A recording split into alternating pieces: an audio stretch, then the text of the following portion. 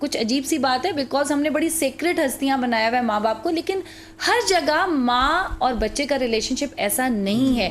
बहुत ज़्यादा टॉक्सिसिटी आ गई है पेरेंट्स की तरफ से भी, जहाँ वो बच्चे को नहीं समझते। तो वो लोग जिनके बीच दूरियां पड़ चुकी हैं किसी भी वजह से, ज़्यादा डांट डपट मारपीट, तो वो शायद आपकी बात से रिलेट नहीं कर पाएंगे।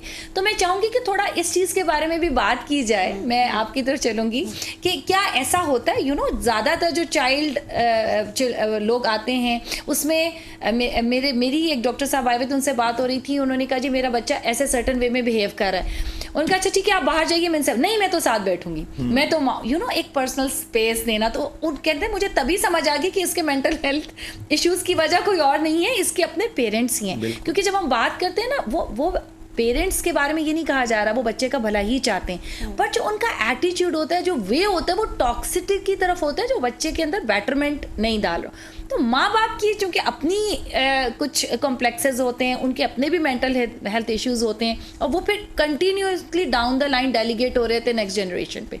अच्छा जी, ये बड़ा अच्छा आपका क्वेश्चन है। अभी मैं उज़मा के एक आंसर के ऊपर ना यही बात करना चाह रहा था एडोलेसेंट के ऊपर, कि वहाँ पे पेरेंट्स का रोल कितना इम्पोर्टेंट होता है।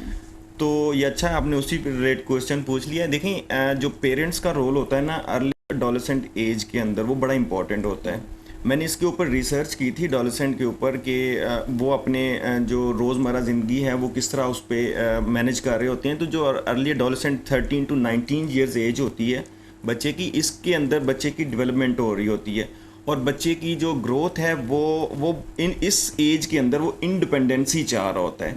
वो चाह रहा होता है कि वो अपने फैसले खुद करे, वो खुद से, मतलब उसको कोई पूछ गिछ ना हो, उसको कोई अपनी मर्ज़ी से ज़िंदगी इंजॉय करने दी जाए।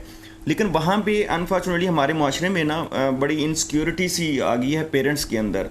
पेरेंट्स देखें, अगर हम पहले टाइम की बात करें तो माँ बाप बच्चे कहीं पे भी खेल रहे हैं, कोई परवाह नहीं होती थी। वो उनकी जो चीज़ों को तोड़ रहे होते थे, कोई पूछने वाला नहीं होता था।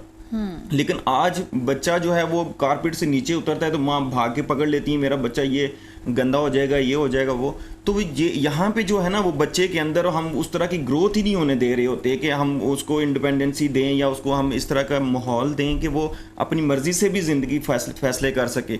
अब हम बचपन से 13-12 ईयर्स तक हम बच्चे को इतना पैम्पर्ड करके रखते हैं कि जब वो 13 से 19 की एज में जाता है तो वो उस टाइम में इंडिपेंडेंसी चाहता है, लेकिन पेरेंट्स फिर भी उसको जो है ना वो अपने साथ घसीट रहे होते हैं।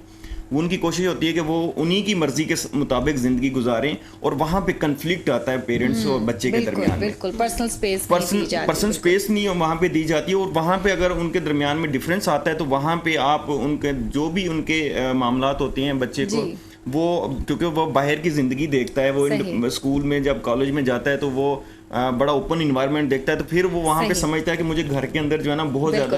अच्छा जी, वक्त हमारे पास बहुत महदूद है। जी जी, एक वजह और है डॉक्टर साहब, ये जो पेरेंट्स ने डिजिटलाइज कर दिया बच्चों को इस मोबाइल के साथ, इनकी गेम्स के साथ, बिल्कुल, तो वो भी एक स्ट्रेस और एंजाइटी लेकर, क्योंकि वो जो डोपामिन रिलीज हो रहा है ना आपका, dopamine itself is very addictive. ये हम नहीं समझते कि वो जो आपको एक थोड़ी मिकदार में खास टाइम पे खास मेहनत के बाद डोपामिन रिलीज होता है, जो एक्सरसाइज से, कोई गेम जीत के, जो फिजिकल एक्टिविटी से, वो हमारा एक गेम का लेवल अचीव करने से हो रहा है और तवातर से हो रहा है सारा दिन, तो ऑब्वियसली इट विल अराइज